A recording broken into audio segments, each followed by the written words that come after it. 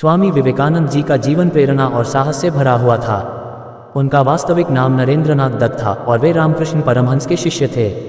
उनके जीवन की कई घटनाएं हमें जीवन के गहरे सत्य और सफल जीवन के मार्ग पर चलने की प्रेरणा देती हैं। ऐसी ही एक घटना है जो उनके जीवन के धैर्य और आत्मबल को दर्शाती है।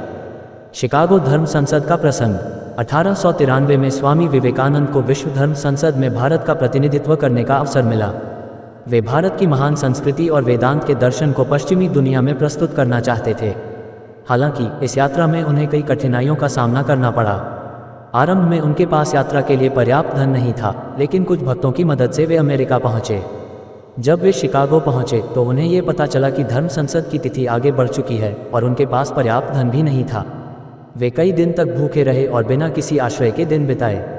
धर्म संसद के दिन जब उन्हें बोलने का अवसर मिला, उन्होंने अपने भाषण की शुरुआत मेरे अमेरिकी भाइयों और बहनों कहकर की। इस संबोधन ने सभी का दिल जीत लिया और उन्हें एक लंबी तालियों की गड़गड़ाहट प्राप्त हुई। इस भाषण के बाद विवेकानंद ने वेदांत और भारतीय संस्कृति के मूल सिद्धांतों को दुनिया के सामने प्रस्तुत किया।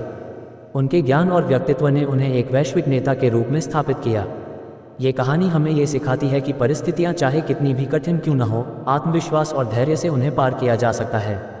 स्वामी विवेकानंद जी ने अपने जीवन से यह संदेश दिया कि जब हम अपने उद्देश्य के प्रति समर्पित होते हैं तो असंभव कुछ भी नहीं।